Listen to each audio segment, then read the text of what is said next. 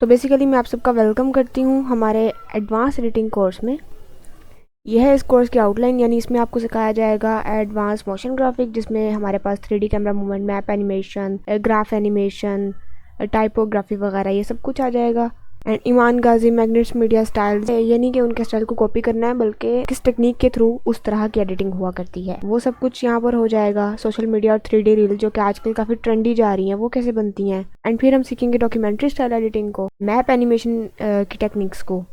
And फिर हम सीखेंगे डॉक्यूमेंट्री स्टाइल एडिटिंग को और विजुअल स्टोरी टेलिंग के बारे में, कलर थ्योरी क्या होती है ये सब जानेंगे, और किस तरह से हमने अपनी बात की प्रॉपर विजुअलाइजेशन करानी होती है ऑडियंस को एनिमेशंस के थ्रू, एडिटिंग के थ्रू, उसके बारे में जानेंगे। ये किस तरह के टॉपिक पे किस टाइप की एडिटिंग की जाती है। ये नहीं है कि आप किसी भी तरह की एडिटिंग कहीं भी चला लो, ऐसे नहीं होता, बल्कि आपको देखना होता है पहले आपकी वीडियो का टॉपिक, और फिर उसके हिसाब से आपको पूरा थीम वगैरह सेट करना होता है। नैरेटिव बिल्डिंग में ये होता है, और फिर उसके बाद आपके प्रोजेक्ट्स वगैरह चेक किए जाएंगे। तो इस पूरे कोर्स की रिकॉर्डिंग यूट्यूब पर आ जाया करेंगी। ये उन लोगों के लिए है जिनको अपने सॉफ्टवेयर की बेसिक्स क्लियर हैं और वो एडवांस सीखना चाहते हैं। इन केस आपको बेसिक नहीं आती तो मेरा प्रीमियर प्रो की बेसिक का कोर्स पड़ा हुआ है मेरे अपने चैनल पर, और आफ्टर इफेक्ट्स बेसिक का कोर्स है HBA सर्विसेज के चैनल पर। इससे आपकी आफ्टर इफेक्ट्स की बेसिक्स वगैरह क्लियर हो जाएंगी और थोड़ा बहुत इंटरमीडिएट लेवल का भी आइडिया हो जाएगा। तो ये दोनों कोर्स आपके बहुत काम आएंगे।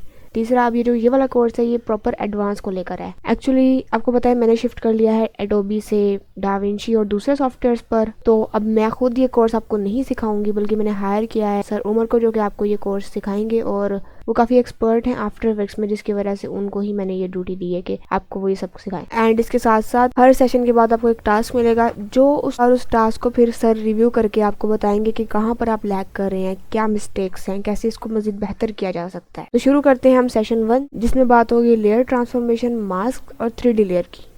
अस्सलाम वालेकुम। सेशन 1 में हम सीखेंगे कि layer transformation, mask and 3D layers के बारे में। लेयर ट्रांसफॉर्मेशन जो है ना, आफ्टर इफेक्ट में चले जाते हैं हम। आफ्टर इफेक्ट के अंदर मैं यहाँ पे सॉलिड लेयर बनाता हूँ। यहाँ पे आप कुछ भी बना सकते हो। मैं फ़िलहाल के लिए ना सॉलिड लेयर बना रहा हूँ। सॉलिड लेयर मैंने इस साइज़ की बनाई। ये हमारे पास आ गई एक सॉलिड लेयर। आप देखोगे जैसे अगर आप टेक्स्ट वगैरह लिखते हो या कोई भी चीज़ लिखते हो ना, उसमें आपको ये ट्रांसफॉर्म के अंदर ना काफ़ी ज़्यादा ऑप्शंस दिए जाते हैं, जैसे एंकर पॉइंट हो गया, position, scale, rotate and opacity वगैरह। तो ये जो है ना ट्रांसफॉर्म के अंदर, ये सारे टूल्स, ये सारे तकरीबन बेसिक हैं, हर बंदे को काफ़ी नॉलेज होती है इसके बारे में, बट मैं थोड़ा सा रिवीजन करवा रहा हूँ। ये एंकर पॉइंट जो होता है ना, ये होता है आपका जो सेंटर में आपका ये होता है यूनिट, मतलब इसको सेंटर पॉइंट यूनिट कह दो या कुछ और कह दो। तो ये एंकर पॉइंट जो है ना, ये जहाँ पे भी आप रखोगे ना तो चीज़ वहीं से स्टार्ट होती है। जैसे एग्जांपल के तौर पर अगर मैं कोई एक इमेज ले आता हूँ, इमेज, ये मैं एक इमेज ले आया आफ्टर इफेक्ट के अंदर, ये एक इमेज है। अब इसका जो है ना, मैंने ये जो यूनिट है, ये सेंटर पॉइंट जो है, एंकर पॉइंट, ये मैंने यहाँ पे रखा, और अब मैं इसका जो स्केल है मैं 0 कर देता हूँ। तो 0 ज़ाहिर बात है, ये इसका मैंने कर दिया पीछे सॉलिड लेयर का। इसके अंदर मैं इसकी ट्रांसफॉर्म प्रॉपर्टी के अंदर जाता हूँ, जो है इसका जो है सेंटर पॉइंट जो है वो, अच्छा अब मुझे यहाँ पे ना इसका सेंटर पॉइंट नज़र नहीं, ये है इधर बिल्कुल यहाँ पे किया हुआ है। अगर ये आपको नज़र ना आए तो कंट्रोल अल्ट और होम, ये से आप सेंटर में ला सकते हो किसी भी एंकर पॉइंट को ना, वो बिल्कुल सेंटर से रोटेट होगा या कुछ भी होगा। तो इसको मैं यहाँ पे साइड पे कर दिया मैंने, और यहाँ पे मैं स्केल इसको छोटा करता हूँ, स्केल को 0 करता हूँ। 0 स्केल किया मैंने, यहाँ पे एक की फ्रेम लगाया। थोड़ा सा आगे जाने के बाद अब देखो यहाँ पे एक छोटा सा पॉइंट ऐड है कि यहाँ से यहाँ पे कोई इमेज पड़ी हुई है। यहाँ पे मैं इसका साइज़ जो है वो 100 कर दूँगा। तो ये क्या होगा, एक एनिमेशन होगी जो यहाँ से स्टार्ट हो रही है, ठीक है। जैसे मैं इसकी ड्यूरेशन कम करूँगा तो वो इससे ज़्यादा स्पीड से कर देगा। और उसके बाद एंकर पॉइंट के बाद आता है पोजीशन। पोजीशन जो है, ये की फ्रेम्स में डिलीट कर रहा हूँ, थोड़ा सा साइज़ बड़ा किया। पोजीशन सिंपल ये है कि आप इसको पोजीशन को मूव वगैरह कर सकते हो। ये जो अगली पोजीशन है ऊपर नीचे कर सकते हो, यहाँ से भी सिंपल इसको मूव वगैरह कर सकते हो। स्केल से बड़ा छोटा रोटेट वगैरह जो है वो घुमाने के लिए सिंपल बेसिक है। अब इसका सेंटर पॉइंट यूनिट ये था यहाँ पे, और अगर मैं इसको जो है यहाँ पे इसका जो है वाई इसकी शॉर्ट की है, तो इसको मैं सेलेक्ट करता हूँ और इसको पकड़ के मैं जहाँ पे भी रखूँगा तो ये उस एक्सिस पे ही रोटेट करेगा, जैसे ये अब रोटेट कर रहा है। और उसके बाद ओपेसिटी है, ओपेसिटी आप कम ज़्यादा कर सकते हो। सिंपल जो है मैं यहाँ पे एक की फ्रेम लगा देता हूँ। थोड़ा सा आगे जाने के बाद इसकी ओपेसिटी कम कर दूँगा तो क्या होगा, इसके स्टार्टिंग में फुल ओपेसिटी है और थोड़ा सा आगे जाने के बाद ये बिल्कुल ख़त्म हो गया तकरीबन, समझ लो। और ये अभी इमेज है लेकिन ओपेसिटी बिल्कुल ज़ीरो है, 1% है, तो इस वजह से नज़र नहीं आ रही। उसके बाद हमारा जो दूसरा पॉइंट है वो है मास्क के रिलेटेड। मास्क क्या चीज़ होती है? अच्छा, अब मास्क के अंदर हम फिर कोई एक इमेज ले आते हैं। जैसे मैं ये एक इमेज ले आया, अब इसका मैंने स्केल बढ़ाया, ठीक है। स्केल बढ़ाने के बाद अब इसको मैंने मास्क करना है। मास्क डिफरेंट जगह से कर सकते हो आप। यहाँ पे दो प्रॉपर्टीज़ दी गई हैं, एक रेक्टेंगुलर और एक जो है ये पेन टूल, ठीक है। पेन टूल के साथ आप एक स्पेसिफिक कोई ड्रा कर सकते हो, जैसे पेन है ना, पेन के साथ आप कुछ भी लिखते हो तो उस तरीके से आप ड्रा कर सकते हो। रेक्टेंगुलर में क्या होगा कि आप सिर्फ एक बॉक्स ही या फिर कोई इस तरीके की चीज़ ही मास्क कर सकते हो। बॉक्स के मतलब अगर आपने सिर्फ एक बॉक्स ही मास्क करना है तो उसके ज़रिए कर सकते हो। मैं ना रेक्टेंगुलर को सिलेक्ट करता हूँ। रेक्टेंगुलर के अंदर मैं इस चीज़ को जैसे ही मैं ड्रैग करूँगा, अब देखो अगर मैं इस नीचे वाली सॉलिड लेयर को मैंने सेलेक्ट किया हुआ था, उसको मैं ड्रैग करता तो ये पीछे वाली लेयर मास्क हो रही है, ठीक है। अब मैं ऊपर वाली लेयर को मास्क करूँगा तो उसी लेयर को मैं सिलेक्ट करके ड्रैग करूँगा सिंपल जहाँ पे भी, तो ये उसको मास्क कर लेगा, ठीक है। और इसके अंदर डिफरेंट प्रॉपर्टीज़ दी गई है। थोड़ा सा राउंड कॉर्नर है, इसमें थोड़ा सा बॉर्डर से बॉर्डर रेडियस आ जाएगा, ये देखें। और इसके अलावा अपना जो है एलिप्स है, एलिप्स से आप सिंपल ये इस तरीके से ड्रा कर सकते हो। अगर मैं शिफ्ट को दबाऊंगा तो ये बिल्कुल परफेक्ट जो है सर्कल है वो ले लेगा। और रेक्टेंगुलर का भी सिंपल इसी तरीके से होता है कि आप एक तो ये इस तरीके से ड्रा कर रहे हो ना एक रैंडमली, अगर मैं शिफ्ट को होल्ड करके रखता हूँ तो ये क्या करेगा, परफेक्ट एक स्केल लेगा। डिफरेंट टाइप्स के जो है वो पॉलीगोनल और स्टार टूल जो है इसे आप मास्क कर सकते हो। इसके अलावा आगे आ जाते हैं हम पेन टूल के बारे में। पेन टूल जो है वो पेन टूल से आप एक स्पेसिफिक कोई चीज़ ड्रा कर सकते हो। अब ये इतनी अच्छी HD इमेज नहीं है तो मैं यहाँ पे देखता हूँ कोई मेरे पास अगर इमेज, ये मून है। अब मैंने मास्क क्या करना है, ये जो है था अपनी अर्थ जो है वो अर्थ को मास्क करना है बिल्कुल गुलाई में। तो एक तो गुलाई में इस तरीके से सेलेक्ट कर सकता था, अगर मैं वहाँ से नहीं सिलेक्ट करना चाहता, मैं मास्क के ज़रिए इसको ड्रा करना चाहता हूँ, तो किस तरीके से करूँगा। यहाँ पे एक की फ्रेम लगाया। अब मैंने की फ्रेम लगाना कैसे है, अपनी इस वीडियो को सिलेक्ट करके, ये मेरे ख्याल से गिफ्ट फाइल है जो है एक इमेज ही है लेकिन GIF के अंदर है, तो ये इसको ना हम इस तरीके से मास्क कर लेते हैं। यहाँ पे क्लिक किया मैंने, ठीक है। उसके बाद मैं यहाँ पे क्लिक करता हूँ तो ये ना एक लाइन बन जाएगी, एक लाइन बन गई। अच्छा, अगर मैं अंडू करके इस पे क्लिक करूँगा और थोड़ा सा ड्रैग करूँगा ना तो यहाँ पे इस तरीके से आप इसको ड्रा कर सकते हो। और अल्ट दबाओगे ना तो ये ऑप्शन आ जाएगा, इससे आप इसकी प्रॉपर्टीज़ वगैरह को छोटा बड़ा कर सकते हो, ठीक है। अब मैं क्या करता हूँ, इसको परफेक्ट इस तरीके से ड्रा कर लेता हूँ। यहाँ से इसको मैं छोटा कर लूँगा। अगर मैं इसको छोटा नहीं करूँगा ना, अगर मैं यहीं पे रहने दूँगा तो दूसरा क्या होगा, वो ज़ाहिर बात है थोड़ा सा, ये देखो मसला कर रहा है, तो इसको अल्ट दबा के बिल्कुल ज़ीरो पे लेके आना ज़रूरी होता है। तो यहाँ पे किया मैंने, इसके बाद इसका कि इसको मास्क करते,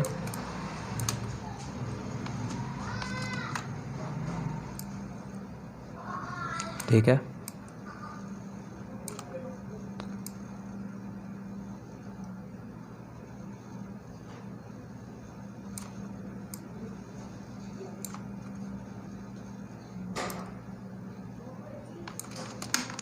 अच्छा,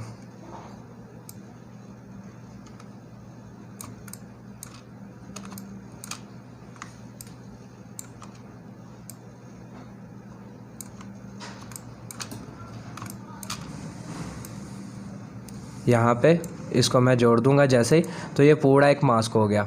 अब ये पेन टूल के ज़रिए हमने मास्क किया। अब देखोगे इसके ना जो कॉर्नर्स हैं ये काफ़ी ज़्यादा शार्प है, ये बिल्कुल शार्प कॉर्नर्स हैं इसके, बिल्कुल मैं अगर जूम करता हूँ तो ये बिल्कुल शार्प कॉर्नर्स हैं। अब मैं इसको चलाऊंगा ना तो इस तरीके से रोटेट हो रहा है। मैं चाह रहा हूँ थोड़ा सा फैदर हो, थोड़ा सा ब्लर हो कॉर्नर से, तो वो किस तरीके से कर सकते हो, जब आप मास्क करोगे ना तो ट्रांसफॉर्म के आगे आपके पास एक मास्क की भी प्रॉपर्टी आ जाएगी। इसको मैं ओपन करता हूँ। यहाँ पे मास्क के अंदर जो है ये इन्वर्ट का भी ऑप्शन आ रहा है। इन्वर्ट का मतलब ये इन्वर्ट कर देगा। अब मैंने जैसे इसको इस तरीके से मास्क किया तो अगर मुझे वो दूसरी लेयर चाहिए थी तो मैं क्लिक करता हूँ तो ये इसको छोड़ के वो दूसरे वाले को सबको सिलेक्ट कर लेगा। इन्वर्ट को मैं रहने देता हूँ। मास्क की प्रॉपर्टी ओपन करता हूँ। यहाँ पे जो है फैदर, ठीक है। यहाँ पे फ़ेदर दे देता हूँ। अच्छा, ये जो एक ये पहले वाला फ़ेदर है ना, ये अगर मैं एक दूंगा ना तो ये बहुत ज़्यादा होता है, बहुत ज़्यादा फ़ेदर देगा। और जो अगले वाला है ना वो इस तरीके से प्रॉपर्टीज़ है इसकी। अगर मैं देता हूँ, ये दोनों वैसे इकट्ठी चल रही हैं, 10 का फ़ेदर दे दिया मैंने, तो ये काफ़ी अच्छा सा एक मतलब ऐसे लग रहा है शेडो बन गया इसकी। इस तरीके से आप मास्क दे सकते हो। उसके बाद हमारी प्रॉपर्टी आ जाती है 3D लेयर्स के बारे में। 3D लेयर जो है वो कैसे हम इस्तेमाल करते हैं। 3D लेयर्स के लिए यहाँ पे मैं कोई इमेज ले आता हूँ।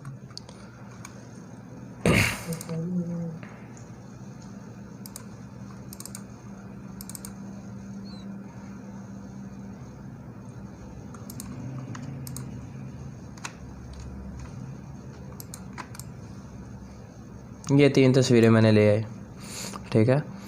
अब इनको मैंने 3D करना है कि मैं इनको मूव कर सकूं, इनको जो है वो 3D टाइप मूव कर सकूं। इनको मैं एक साइज़ दूंगा एक जैसा सबको। 3D मूव करवाते हैं इन तीनों इमेजेस को ना एक जैसे। मैंने इन तीनों को साइज़ दे दिया,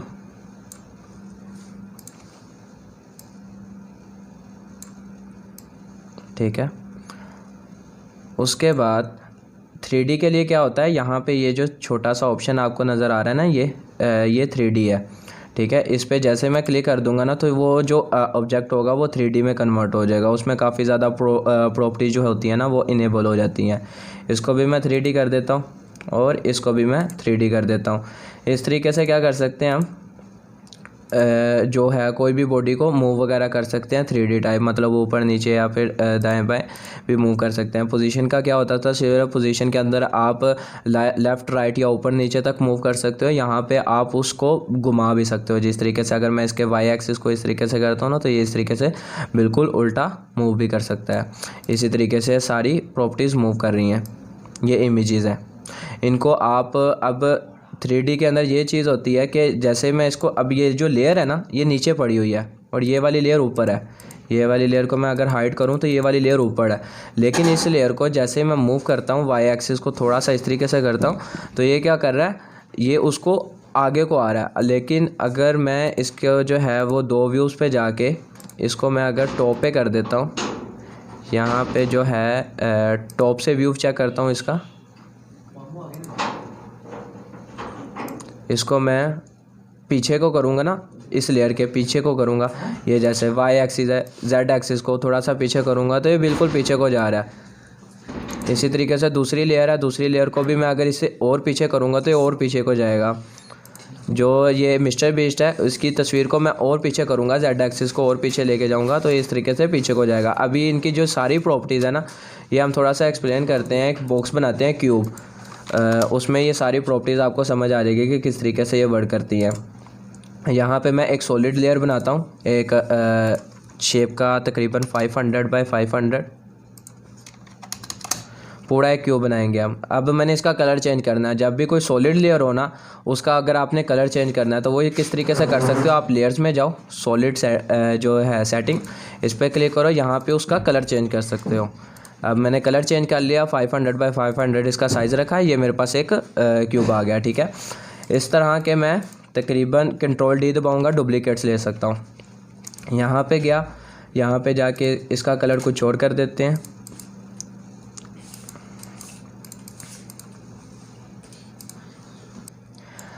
ये मैंने बना ली काफ़ी ज़्यादा ना सॉलिड लेयर्स। अब इनको मैंने अगर 3D में कन्वर्ट करना है तो यहाँ पे 3D पे सबको लेयर्स को बनाई और ये जो दूसरा पैनल था ये ओपन हो गया। यहाँ पे इसको लेयर 2 व्यूज़ कर सकते हैं, यहाँ से 4 व्यूज़ भी कर सकते हैं, 2 इनफ है।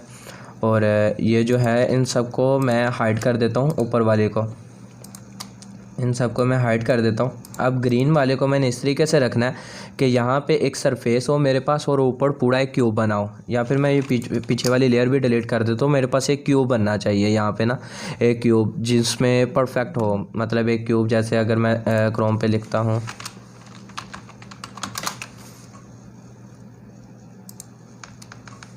इस तरीके का पूरा एक क्यूब बनाऊँगा मैं। तो यहाँ पे पूरा एक जो बॉक्स होता है ना 3D टाइप, वो इस तरीके से बॉक्स बनेगा। यहाँ पे ग्रीन होगा साइड पे ये, तो वो कैसे बनाएंगे, यहाँ पे इन सबको मैंने 3D कर लिया। 3D करने के बाद अब जो येलो लेयर है ना, इसको मैंने क्या करना है, थोड़ा सा पीछे करना है। ये तो हमारे पास फ्रंट आ गया ना, ये एक ग्रीन फ्रंट आ गया। अब इसके पीछे और ऊपर दाएं बाएं नीचे सब पे लगानी है। उसको मैं अनहाइड करता हूँ। उसके बाद थोड़ा सा पीछे ले जाता हूँ, ठीक है। ऑरेंज वाली को भी विजिबल करता हूँ और यहाँ से इसको थोड़ा सा इस तरीके से लेके जाता हूँ। अब यहाँ पे मैं एक्टिव कैमरा का इस्तेमाल करूँगा। एक्टिव कैमरा क्या होता है, इस तरीके से आप मूव कर सकते हो हर जगह पे। यहाँ पे जो है रोटेट है, इस पर क्लिक करेंगे तो ये पूरा दिखाएगा कि ये इस तरीके से हमारे पास 3 लेयर्स हैं। 3 लेयर्स में ये जो दरमियान वाली लेयर है ना, अब इसको मैंने इसके ऊपर बिल्कुल लगानी है इस तरीके से। तो वो कैसे लगाऊंगा, मैं येलो वाली लेयर को सिलेक्ट किया, ठीक है, और यहाँ पे जाएंगे। येलो जो है ये वाली लेयर जो है, ये इसको थोड़ा दरमियान में रखते हैं, ठीक है, और इसको एक्स एक्सिस को बिल्कुल यहाँ पे प्लेन कर देंगे, 90 एंगल पे ले आएंगे। अब इसकी वैल्यूज़ देखते हैं कौन सी चेंज हो रही थी, और रिटेंशन में 90 कर देता हूँ तो ये बिल्कुल इस तरह। और अब थोड़ा सा ऊपर कर देंगे, इसके बिल्कुल ऊपर रखा, ठीक है। और जो नीचे वाली लेयर है येलो वाली, उसको थोड़ा सा और आगे कर देंगे। यहाँ पे जो व्यू है ना, अब मुझे थोड़ा सा इधर को चाहिए लेफ़्ट साइड पे, ताकि मैं देख सकूँ इसको। तो मैं राइट पे व्यू करता हूँ,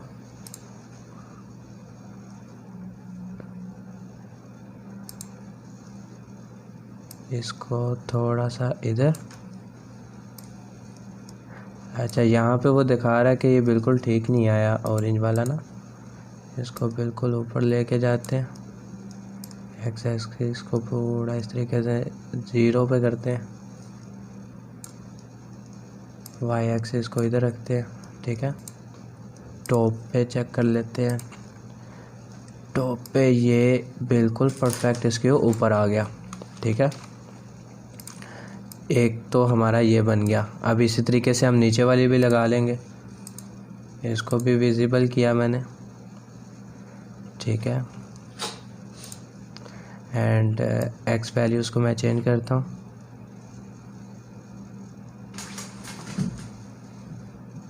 नाइन्टी पे आ गई, यहाँ पे किया और वाई वैल्यूज़ को आगे कर दिया, सिंपल। और इसी तरीके से आप यहाँ पे और यहाँ पे लगा सकते हो। अब ये तरीका समझ लें, एक 3D बन गया हुआ है हमारे पास ना, एक बॉक्स, पूरा एक 3D बॉक्स बना हुआ है। अब देखते हैं 3D कैमरा मूवमेंट्स के बारे में। तो 3D कैमरा मूवमेंट्स के लिए मैं सबसे पहले कुछ 3D टेक्स्ट ले लेता हूँ, कुछ इमेजेस ले लेता हूँ।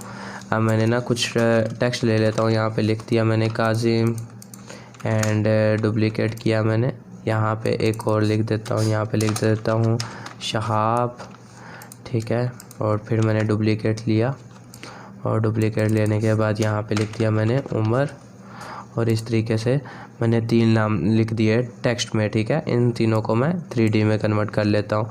तो 3D में जैसे मैंने कन्वर्ट किया तो ये कुछ इस तरीके से आ गया, क्योंकि ना यहाँ पे एक्टिव कैमरा लगा हुआ है। तो यहाँ से मैं फ्रंट को शो करता हूँ, तो ये फ्रंट जो है ना, हमें जो फ्रंट होगा 3D के अंदर तो वो हमें दिखाएगा, ठीक है। तो आप यहाँ पे जो भी चीज़ें कर लेते हो ना, फ्रंट कर लोगे या लेफ़्ट कर लोगे या राइट कर लोगे, तो जो चीज़ आपको यहाँ पे शो होगी ना इस स्क्रीन पे, तो वही आपकी एक्सपोर्ट होगी। अब मैं अगर लेफ़्ट पे कर देता हूँ ना, टॉप पे कर देता हूँ, तो जो एक्सपोर्ट होना था वो कुछ भी नहीं था होना, क्योंकि वो ब्लैंक है, एक ही जगह पे टेक्स्ट है और इससे सिंपल एक लाइन ही एक्सपोर्ट होगी। उसके लिए हमें क्या करना पड़ेगा, ये जो 3 टेक्स्ट है ना, इनको मैंने 3D किया और यहाँ पे मैंने इसको जो व्यू था वो फ्रंट का कर लिया। अब फ्रंट का करने के बाद 3D कैमरे के अंदर क्या होता है कि जो होती है ना चीज़ें, वो 3D मूव करवा रही है। मतलब आपने तकरीबन समझ लो एक बिल्डिंग है, बिल्डिंग के अंदर कुछ बंदे हैं, तो वो आप पूरी बिल्डिंग के अंदर खिड़की के अंदर इस तरीके से कैमरा लेके जा रहे हो, जैसे ड्रोन होता है। तो वो ड्रोन जो है वो कैमरा वो एक समझ लो आपका एक कैमरा है, तो इस तरीके से वो खिड़की के अंदर जा रहा है और उसके अंदर जितने भी लोग हैं उन सब की फुटेज वगैरह बना रहा है। तो इस तरीके से 3D कैमरा इस्तेमाल होता है। तो ये काफ़ी जो है डॉक्यूमेंट्री वीडियोज़ उसके अंदर काफ़ी ज़्यादा इस्तेमाल किया जाता है इस तरीके से कि जैसे उन्होंने सबसे पहले काजिम को शो करवाया, फिर उसके साथ ही फ़ौरन ही उन्होंने शहाब शो करवा दिया और फिर उसके बाद ही उमर शो करवा दिया। तो की फ्रेम से वो स्मूथनेस नहीं बनती जो होती है ना, स्मूथनेस काफ़ी ज़्यादा, तो वो की फ्रेम से बन नहीं पाती, कैमरा मूवमेंट से बन पाती है। तो कैमरा मूवमेंट का कैसे आप इस्तेमाल कर सकते हो, यहाँ पे सिंपल जो है कंपोजिशन जो बनाई हुई थी हमने, यहाँ पे लेयर्स पे जाता हूँ और यहाँ पे है कैमरा। ठीक है, कैमरा पे जैसे मैंने क्लिक किया यहाँ पे कैमरास आते हैं, एक आता है 1 नोड और एक आता है 2 नोड कैमरा। तो अगर मैं 1 नोड कैमरा को जो सिलेक्ट करता हूँ और यहाँ पे जो लेंस है ना, ये है लेंस, समझ लो इसकी एग्जांपल ले लो कि आप, ये जूम है 5 mm का जो लेंस होगा ना, ये जो होगा ये बहुत कम जूम कर सकता है। ठीक है, ये काफ़ी पीछे से फुटेज बनाएगा। मैं एक एग्जांपल दे देता हूँ। 15 mm का मैंने लेंस सेलेक्ट किया और जो है वो 1 नोड कैमरा है। ओके, ठीक है, यहाँ पे ये कैमरा शो करवा रहा है। अभी जो है हमें व्यू जो कैमरे का शो होगा ना, वो इस तरीके से नहीं हो सकता। यहाँ पे हमें जाना पड़ेगा फ्रंट के अंदर कैमरा, ये ऑप्शन इनेबल हो जाएगा जैसे ही आप कोई कैमरा मूवमेंट अप्लाई करोगे। तो कैमरा 1 शो हुआ। अगर मैं कैमरे का नाम चेंज कर देता हूँ तो यहाँ पे ये कैमरा 1 की जगह कुछ और आ रहा होना था।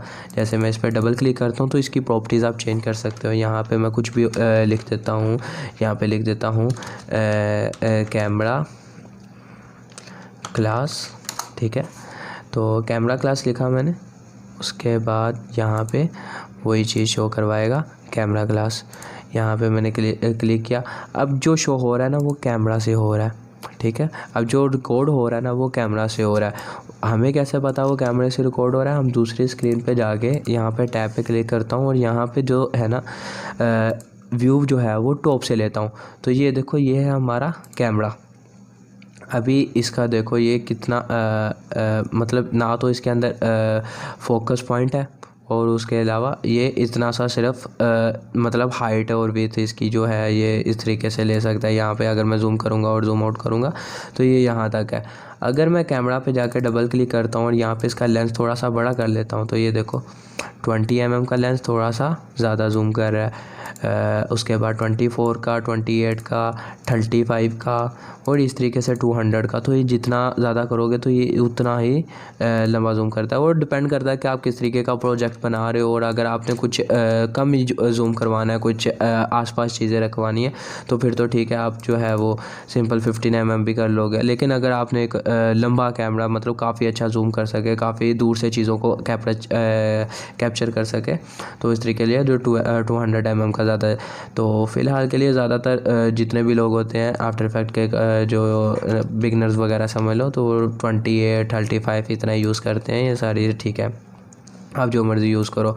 उसके बाद 1 नोड कैमरा था, यहाँ पे मैं 2 नोड का कर देता हूँ। जैसे मैंने 2 नोड किया ना तो ये देखना आप 2 नोड के अंदर एक क्या आ रही है प्रॉपर्टी, और एक ऐड हो जाएगी यहाँ पे। अगर मैं इसको फिट कर देता हूँ, ठीक है, ये फिट कर दिया मैंने, ये एक फोकस पॉइंट आ जाता है। ये समझ लो एक फोकस पॉइंट है, यहाँ से आप कैमरा को मूव वगैरह कर सकते हो। ठीक है, ये चीज़ यहाँ पे अभी ये फोकस कर रहा है सिर्फ उमर को, क्योंकि ये हमारा लेंस है 35 mm का। अगर मैं इसको थोड़ा सा और पीछे कर देता हूँ और पीछे कर देता हूँ तो ये भी समझ लो 15 mm की तरह भी जूम कर सकता है। बस फ़र्क इतना है कि ये थोड़ा सा पीछे से करेगा, मतलब काफ़ी पीछे से फुटेज लेगा।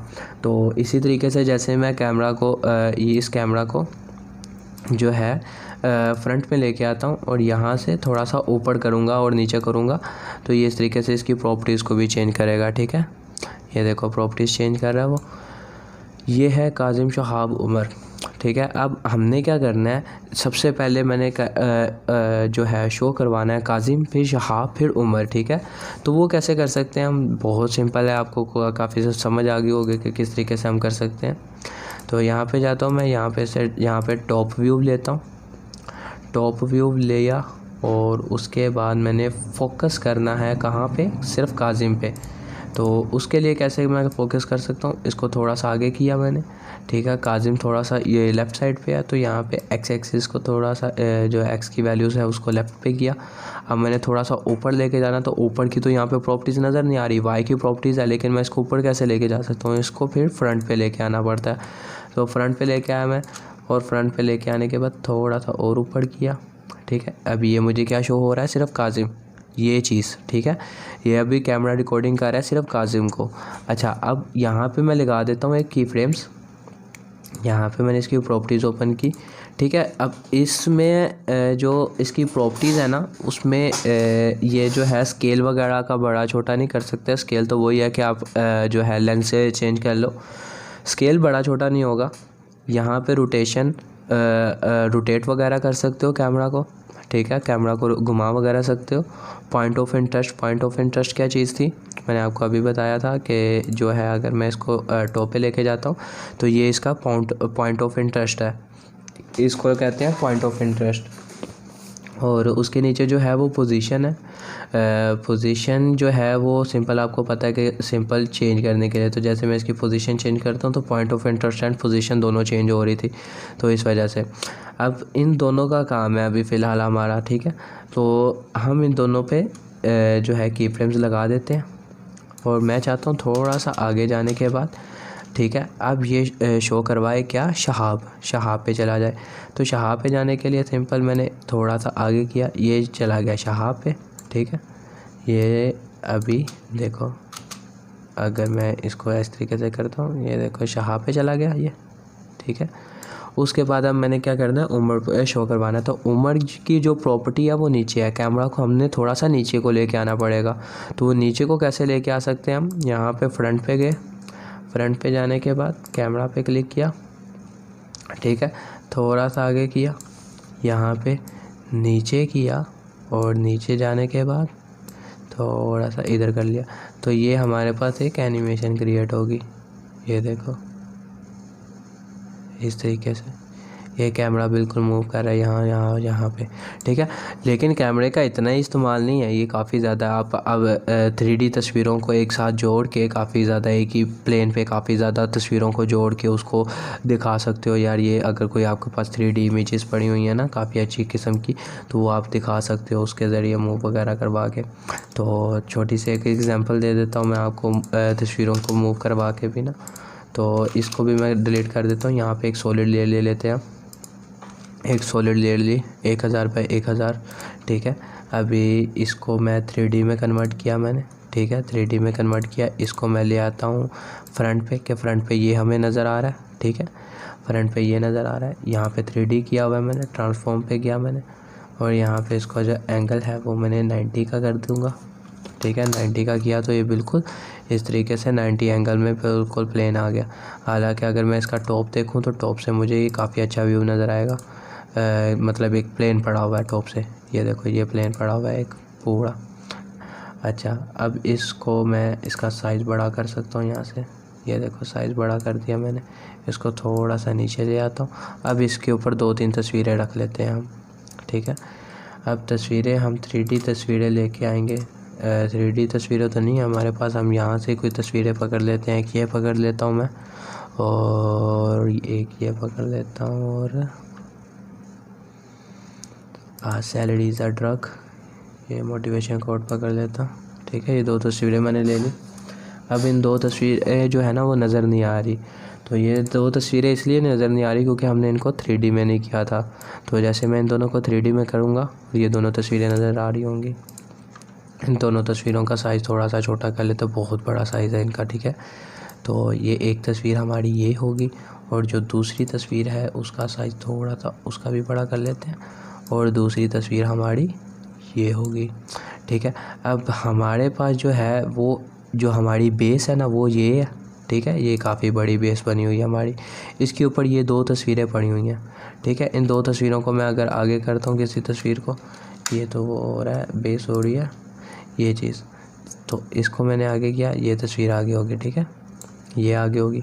तो इसको हम बेस के ऊपर ही रखते हैं। एक ये तस्वीर रखी मैंने, और दूसरी तस्वीर मैं यहाँ पे रख देता हूँ, ये दूसरी तस्वीर यहाँ पे पड़ी हुई है। और उसके ऊपर अब मैं कैमरा एंगल लगा देता हूँ, ठीक है। कैमरा एंगल पे गया, 2 नोड पे सिलेक्ट किया, 35 mm का कैमरा, ठीक है, ओके किया। अब ये जो है यहाँ पे हम चले जाते हैं कैमरा 1 पे, ठीक है। ये कैमरा 1 करते हैं हम इसको, और यहाँ पे कोई चेंजिंग वगैरह करेंगे। तो यहाँ से मैं जो है वो फ़िलहाल फ्रंट सेलेक्ट करता हूँ, फ्रंट के अंदर ये कैमरा है हमारा, ठीक है। ये हमने इस तरीके से प्रॉपर्टीज़ की। और अब जो है वो मैं चाहता हूँ कि सबसे पहले ये इस पे ही फोकस करे, पूरी ये तस्वीर लगी हो। तो यहाँ पे मैं इसको टॉप पे चले जाता हूँ। ये टॉप पे गया मैं, ये इसको अपर्चर, ये जो सेंटर पॉइंट था वो मैंने इसके ऊपर फोकस किया कि यार इसके ऊपर पहले फोकस करो, ठीक है। उसके बाद इसका थोड़ा सा जूम किया मैंने। अभी ये तस्वीर बिल्कुल जूम हो रही है मेरे पास, ठीक है। ये जूम होने के बाद अब मैं चाह रहा हूँ कि ये थोड़ी देर के बाद ना ये इस तरीके से कैमरा मूव करे और ये चले जाए इसके पास, ठीक है। ये इस तस्वीर को शो करवाए। तो मैं यहाँ पे इसकी प्रॉपर्टीज़ ओपन करता हूँ, ट्रांसफॉर्म पे क्या, यहाँ पे जो है point of interest and position, इन दोनों पे की फ्रेम्स लगाए। थोड़ा सा आगे जाने के बाद यहाँ पे दोबारा मैं की फ्रेम्स लगा देता हूँ ताकि ये चीज़ यहाँ तक तो इसी तरीके से रहे, ठीक है। उसके बाद यहाँ पे आने के बाद क्या हो, इसके ऊपर फोकस करें। तो इसके लिए मुझे चाहिए होगा थोड़ा सा रोटेशन वगैरह भी ना, तो रोटेट करने के लिए भी तो मैं क्या करूँगा, यहाँ पे ही एक ये वाले भी की फ्रेम्स लगा दूंगा ताकि मैं इनके अंदर भी कोई भी प्रॉपर्टीज़ चेंज करूँ ना तो वो सारी इस पे भी अप्लाई हो। वो ना हो कि यहाँ से स्टार्ट हो रहा हो तो ये भी चीज़ हिल रही हो, कम से कम ये चीज़ तो यहाँ तक बिल्कुल इसी तरह से ही रहेगी ना, इसके बाद कुछ चेंज होगा, ठीक है।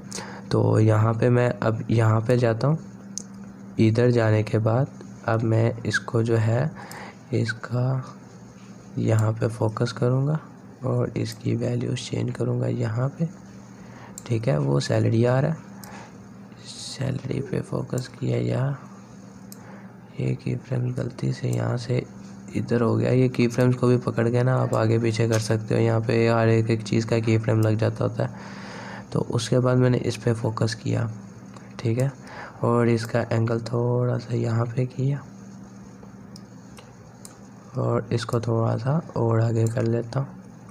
और यहाँ पे फ्रंट पे गया मैं, फ्रंट पे जाने के बाद थोड़ा सा और इसको नीचे किया ताकि पूरा नज़र आए सही तरीके से। और थोड़ा सा पीछे कर लेता हूँ। पीछे कैसे कर सकते हैं, टॉप से, टॉप पे गया मैं, थोड़ा सा पीछे किया ताकि कम से कम नज़र तो आए थोड़ा कोट। अब यहाँ पे ये जो ब्लैंक चीज़ें है ना, ये अभी इसको फिल नहीं कर सकते, बट यहाँ पे कुछ बैकग्राउंड पे लगा सकते थे हम कोई बड़ी चीज़ करके ना, वो कुछ वाइट कलर का लगा दें या कुछ बादल वगैरह लगा दें, कुछ भी। अभी ये तस्वीर थी, यहाँ तक यही रही। और उसके बाद ये इसने क्या किया, इस पे फोकस किया। अभी ये पूरा इसने इस पे फोकस किया। इसी तरीके से आप मल्टीपल चीज़ें लगा सकते हो। अभी ये ब्लैक चीज़ मुझे काफ़ी बड़ी लग रही है तो यहाँ पे मैं कोई क्लाउड ले आऊँगा, ये क्लाउड ले आया मैं, ठीक है। यहाँ पे किया। अभी ये क्लाउड जो है वो क्यों नहीं नज़र आ रहा, क्योंकि नज़र तो आ रहा है लेकिन सही नहीं है। इसको 3D कर लेंगे और ये 3D हुआ और इसको मैं बिल्कुल पीछे ले जाऊँगा। अब ये देखो इसका बैकग्राउंड थोड़ा सा इस तरीके से है, इसमें थोड़ा सा गॉसियन ब्लर लगा देंगे। जी लिखा मैंने, गॉसियन ब्लर आ गया और गॉसियन ब्लर का थोड़ा सा इफेक्ट लगा दिया ताकि ये थोड़ा ब्लर ब्लर लगे। ओके, ये है हमारी एक एनिमेशन कमाल से तैयार हो गया। यहाँ तक ये इसी तरीके से रही है। उसके बाद ये सीधा इस पे जंप किया इसने। इससे बेहतर बना सकते हो, ठीक है, बनाएंगे इंशाल्लाह, आगे आगे चलेंगे ना। तो ये हमारा 3D कैमरा मूवमेंट बेसिक